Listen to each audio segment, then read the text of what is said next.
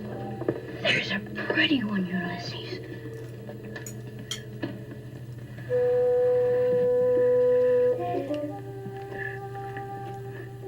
There it is. Hello, BookTube. I'm Shawn the Book Maniac. Welcome back to my channel. I'm here with a very special panel of world-renowned experts on all things naturalistic and literary.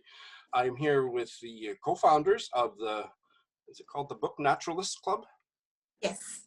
Of the Book Naturalists Club, and that is Doris from Aldi Books and Heidi from My Reading Life. Welcome to my channel, ladies. Thank you. Oh. And I'm also here with a very special guest, very near and dear to my heart, and that is my mom, Helen, who is joining us for this chat from Saskatchewan. Hello, Mom. Hello there. Bye, everyone. So we are going to be chatting about the first selection from the Book Naturalist Club, which is called World of Wonders in Praise of Fireflies, Whale Shark. Doris is holding it up there. In praise of fireflies, whale sharks, and other astonishments. And the author's name, I have been practicing my pronunciation, let's see how I do, is Aimee Nezhukumatathil.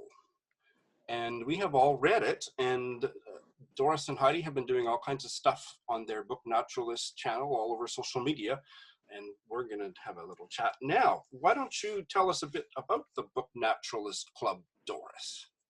So, the book club for nature lovers, and the premise is to read a book together each month, and we're trying to add in as much diversity as we can. So we've really worked hard on our selections to kind of get all over the world, and we host it on Instagram. We're learning all about Instagram. So we have posts in the grid, and also the discussions are in the stories. That's worked out. I mean, this was our first month, but I feel like really successful. What do you think, Heidi? Yeah, I've been amazed at how well it's gone. Like, wow, this was fun. Yeah. You know, easy, but very inclusive. And we also have a Twitter channel where we've been posting links that relate to the book. So that's been fun as well. And the premise isn't so much to discuss the literary merit and review the books. It's more to foster a community around books and nature and be able to discuss and learn from the knowledge base of the authors. We'll be reviewing the books on our own personal channels, you know, like we normally would. But the purpose of our club is to encourage discussion amongst readers and authors and also, you know, naturalists in the field. So, yeah, and I have the books for the first 4 months real quick. We're talking about this one, The World of Wonders. And then for February, we're reading The Home Place, Memoirs of a Colored Man's Love Affair with Nature by J. Drew Lanham. He's a ornithologist. Is that right, Heidi? Yes. A bird lover. A bird guy. Bird guy. And then March is my birthday month, so I picked Ecology of a Cracker Childhood by Janice Ray. This is like my neck of the woods. I'm really excited to the pine woods of the Southeast. So super excited for that. And then Aussie April, we're going to read Island Home by Tim Winton. And this will be my first Tim Winton, but I know Heidi's read another of his and really enjoyed it. Yes, So that is awesome. Anything you'd like to add, Heidi?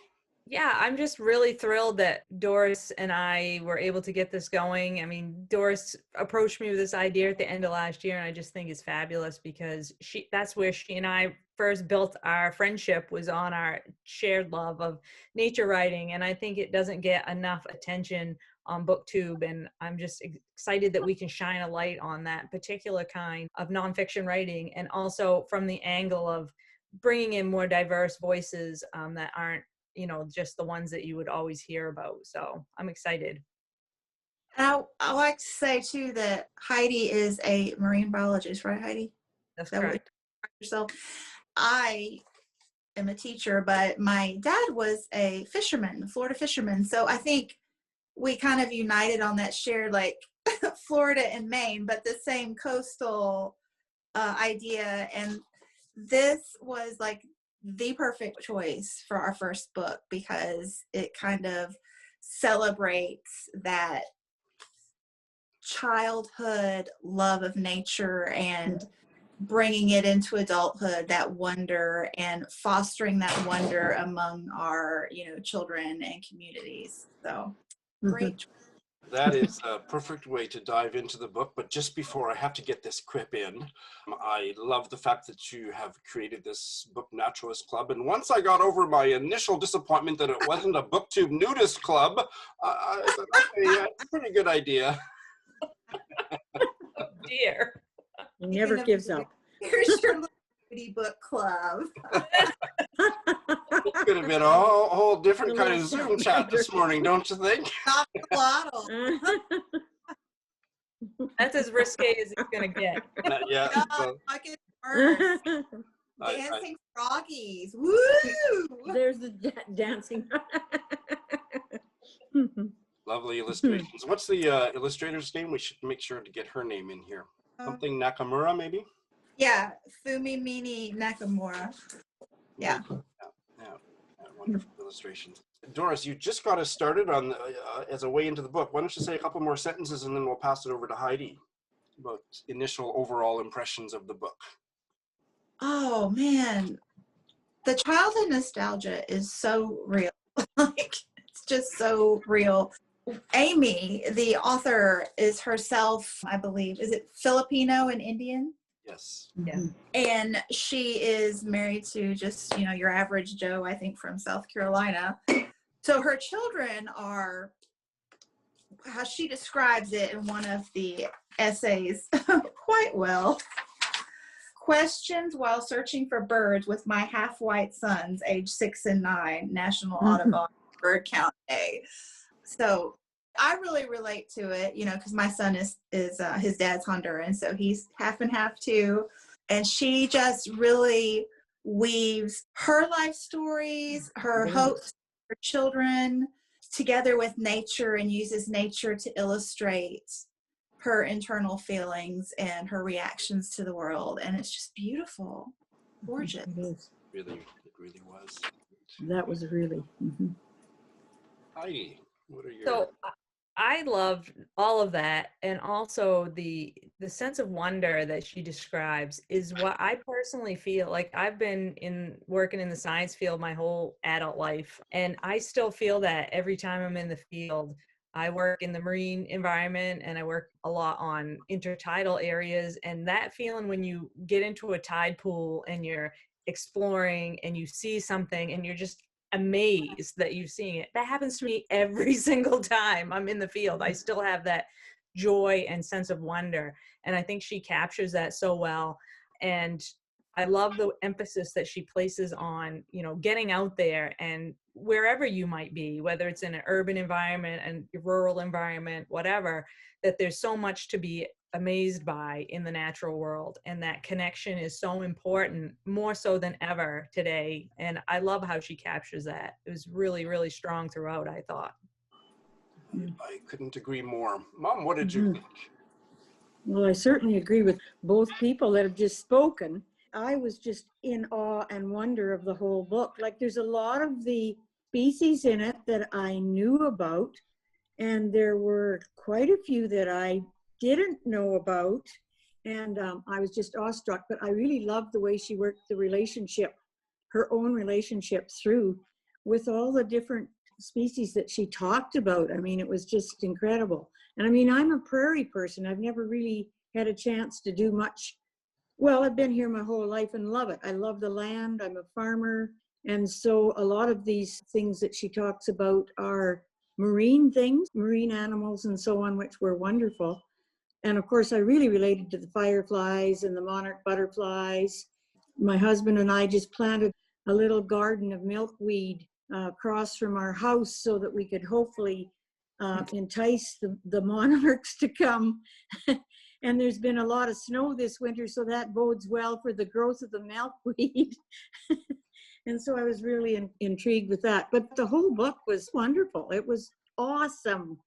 And there are so many wonders in nature. You just can't really say enough about that. You never, ever get over seeing something. The deer walk by my window when we're at the farm, and I never get over going, oh.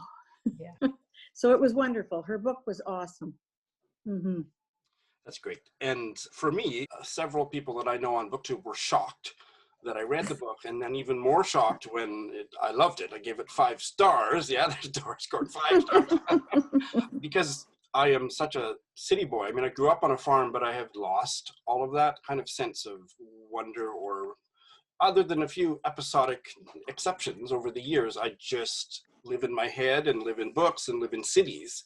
So this was just wonderful as a way of kind of making me appreciate what I've been missing all this time. And so that's what it was for me. It was just a real, almost like a wake-up call, but in a way that wasn't preachy and wasn't academic. It wasn't. No, it wasn't. It was just very personal. It was very informative, but very that you really connect with. That's right. So, but she certainly wove in her own memories and all of her relationships with that. It was awesome the way she did that. Yeah. So no, it was great. So I want to get this question in before I forget. And it's mainly for Mom, but anybody else here who's a gardener, she said in the chapter about the calendar, where she talks about each month of the year, in December, she writes, if your garden's fruits and vegetables bear thick skin, dimpled and ridged through the fall, it means a severe winter draws near. So, gardeners, please weigh in. Have you noticed that? Is it true all around the world? Is it a thing? I don't know, but I know that, farmers' almanacs are very informative in that, like, before we had modern technology and things, like, farmers knew things. Sure. Yeah. We always had the farmer's almanac at our house. But Mom, is that something that you know anything about? Well, when I read that, I kind of thought about this. Like, our gardening season in Canada is very short. Like, what we put in May, we have to have harvested by the 1st of October. And that includes our crops. And so she talks about it in December, and it crossed my mind. I wondered if that was more like if you had a citrus grove and you grew fruits and so on, and it's really not. We don't, of course, we can't grow citruses. We grow apples, and they can grow some peaches and plums and those kind of things. But I don't know. I mean, our season's so short, I don't know whether it would be, whether it would work or not. Mm-hmm. Yeah, well, I was just interested about that. Heidi, anything from there that you have to know about? I would agree with your mom from my experience, because we have a very similar growing season where I live. The only thing that I would say that you might be able to observe that with would be apples, because that's something that you're still going to have grown into the fall period, whereas, everything else is going to be harvested way before. Yeah. Mm-hmm. But I don't garden, so sadly, I wouldn't have noticed. There's probably not time for each of us to talk about a favorite animal or a favorite chapter, but how about a couple of yous to talk about one that stood out for you? I was completely entranced by the chapter on fireflies. I didn't know any of that stuff, and I haven't necessarily retained everything I read, but I just found that utterly fascinating. Have you never seen fireflies? Well, maybe were they around when I was growing up? I don't remember them. So, Yeah. Yeah. They were. Boys, they sure have a fascinating aspects of their. Yeah.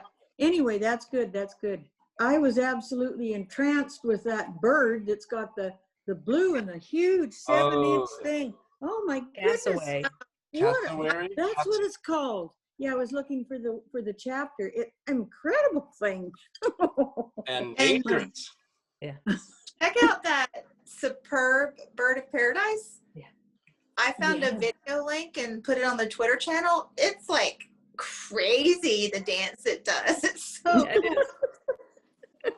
She describes it perfectly. That was one thing that I did, and I'm sure many of you did the same. I would Google everything as I was reading, and then just see how perfect her descriptions were, because they were poetic or they were humorous, kind of, is it anthropomorphic, where she would say, "Oh, it's like a girl on a date," or blah blah blah, but she nailed it. The one about what was it? The dragon Fruit. Dragon fruit. She made this fruit fascinating, and like all the science behind it was so cool, and then how she related it to the 90s. It was just so good. It was just a piece of fruit. I was amazed by the use of color in this collection, like from I think it was Peacock, when she was just a little girl and her grandmother in India gave her the glass bracelets or bangles. Her discussion of color throughout this book was amazing and really just spot on. I really loved that part of it. Yeah. Definitely. She's really brilliant, isn't she? She's brilliant. Yeah. Yeah, that is true. Like the flamingos and the Cara oranges were the same way. And that the ribbon eel. Oh God. Yes. And the octopus. Yes. Oh, the octopus one killed me. The collagen, Heidi. You noticed that one too with the colors. Yes. The color, like every essay, there was some aspect where she would describe color, and I was like, oh my God, yes. I hadn't thought about that, but now when you mention it's absolutely true. Yeah. Yeah. It's wonderful. So we thought we'd end this discussion by each of us recommending a book that's kind of along the same lines, maybe something regional or something that's kind of off the beaten track that isn't on the bestseller list, but we would recommend to one another. And why don't we start with Doris? Yes. So I am going to recommend Late Migrations by Margaret Wrinkle. This is a natural history of love and loss. I think for people that enjoyed World of Wonders would also enjoy this. It's a similar concept with nature writing paired with memories, past, present, future, woven in. And this one is a little more somber, but it's just a brilliant narrative. She reflects back on her life, her mother and her grandmother. At first I wasn't sure, but by the end I thought it was just really, really brilliant. And this one focuses more on my local here in Nashville and other places that she's lived in the States, the nature. But her brother also has contributed these art pieces to it. So it's just really neat, but it's just a gorgeous, gorgeous, poetic writing, the same as the other one. And it's also put out by Milkweed Editions. So I loved it. It's great. I'm going to do the rude thing and I'm going to go next, even though I'm the host, supposedly, just because I want mine is not a recommendation as much as it is a request. And I'm hoping Doris can help me or somebody watching the video, if Heidi knows. I read a kind of nature memoir that was set in the deep South by a gay white man who lived kind of almost in the same kind of area as is in that novel that you loved and I hated, Doris, with Crawdads Sing, Where the Crawdads Sing. He and his black lover lived in that kind of area, and it was the story of their life there, and they were an openly gay interracial couple living in this gorgeous part of the world and dealing with neighbors and racism and homophobia. And the black lover died of HIV. And I can't remember the author and the title, and I've Googled all of the search terms of what I've just described to you, and I can't find it. I don't have the book anymore for some reason. Who knows where it is, but does it ring any bells, Doris? No. So you will probably come upon it in your travels. So please tell me when you do. And maybe somebody who's watching this video, because I can't remember the author, can't remember the title, but I remember the details I've just shared with you, and I thought it was really a beautiful book.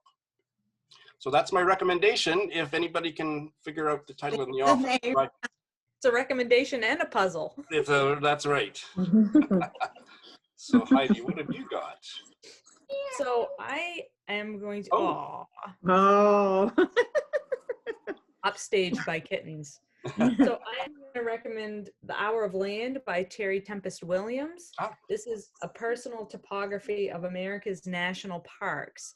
And it's this lovely, I mean, it's a lovely object. This flap comes off, and then it has, you know, beautiful imagery, photographs throughout the book like that. And I wanted to share it because one of the essays is about Acadia National Park, which is in Maine, one of the most popular national parks in our country on the coast of Maine. It's actually within the area where I work, so my work life takes me to this area quite a bit.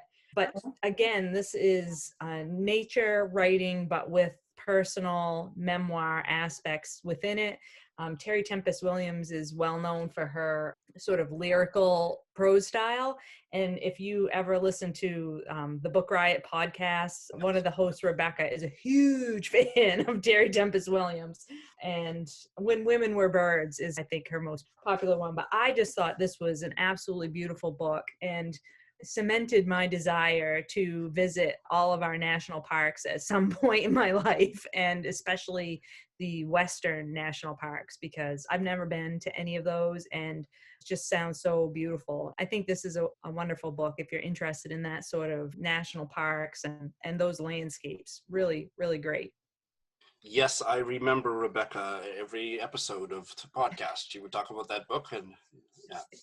When Women Were Birds, is that what it's called? Yes, Yeah. I think it's When Women Were Birds. Yeah. She got her mother's diaries, boxes or volumes and volumes after her mother died, and they were all blank. And they were all blank, yeah. I think her mother was it Mormon? And read it, so that's all I remember, but that's a striking image, and that's and I think it was point. Yeah, it's an amazing premise. Yeah. So speaking of mothers, Mom, what have you got? I have not read anything that's been a Saskatchewan writer for a long time. I've been rereading Sharon Butella's Luna. Now, I don't have the book, so I got it on Scribd, but Sharon Butella is a Saskatchewan-born person who moved to Saskatoon, taught in Saskatoon for a while, and then married a rancher and lived in the southwest part of the province on a ranch. So her writings are, her earlier on writings, like up to about 20 years ago, were a lot about the ranch and the landscape around the ranch. And Luna was the one that I've just been reading. It's part of a trilogy. It's a novel. It's about three women, an older woman and a very young woman and a middle-aged woman. And it's written like in the 60s, 70s era, where what it was like to be on the farm in that time. The farming was very different, and there was a lot of dust bowls in the winds and that type of thing. So that's what that book is about. But there was one that's been going through my mind that, Shawn, I don't know, and I haven't got that book in my hand, but it's by Trevor Harriott, who's a Saskatchewan naturalist and birder. And one of his books that I really enjoyed was River in a Dry Land. And it talks about the history of how the settlers followed the water lines. And there's a lot in it about the nature of Saskatchewan and the land around the rivers. So that's two, but one's a novel and one's a nonfiction. Wonderful. And Mom, I think you know that I finally read Luna about a year ago. Did you? Yeah, I did it as a buddy read with Britta, and we both loved it. I loved that book so did much. you like So it? finally, I've read Sharon Butella, and I would just add to what Mom said, and I'll put a link. I think I did a full review. I think I did. That it's about three generations of women. It's not like grandmother, mother, and daughter, but it is three generations of women in this prairie town. And really, the natural backdrop, the setting is almost like another character, a main character. So there is beautiful descriptions of the nature. Yeah, it's a powerful novel. And it's part of a trilogy, which I don't think I knew. So yeah, I will be wanting to get the other ones. Yeah. The Garden of Eden was another one, and I don't know the last one, but there was three. Yeah, that's awesome. And Trevor Harriott, I know of that book, would like to read it, but then his latest one, I am going to be doing a buddy read of it with Lindy, and it's called Towards a Prairie Atonement. I think I'm going to do it for the, what do you call it? The Nature Springathon. Springathon. It's on my Springathon TBR, and it is a blend of personal narrative, prairie history, imagery, and argument. And it has to do with a prairie community, I think it's in Manitoba, that kind of tries to right the wrongs of the way the indigenous peoples there had been treated a century before. And it's that story, which is right up my alley these days and what I'm reading. So that's what I thought of when you were talking about Trevor Harriot's other book. Awesome. There's one line that comes out of that book that I would remember, and it sort of touches a little bit. And he talked about the scream of the plow that as the settlers opened the land, the scream of the plow. And he's kind of a historical fellow that really realizes that there was a lot of damage done by the white settlers when they came to the land. Yeah. Sounds amazing. Mm-hmm. Well, we might have to extend your naturalist reading list, ladies, and do all these books. We'll do them all together. I like. Certainly added to my TBR. That's great. So I think Doris has to go. I can see she's getting ready. Are you going to take us with you in the car, Doris? That would be a fitting way to end this video. Doris likes to do a lot of her booktube videos in the car, but I think she's actually had to go, and probably that's a good place to stop. So this has been an absolute delight, and I think we have sold all the people watching on the book, and they should join the book club, the Book Naturalist Club. Thanks to everybody for taking part. It was great fun. Yes, it was very fun. Very nice to meet you, Helen, and I just love chatting about this book even more. It was great fun. It was. And Doris had to rush out the door, so I'll just end by saying thanks for watching.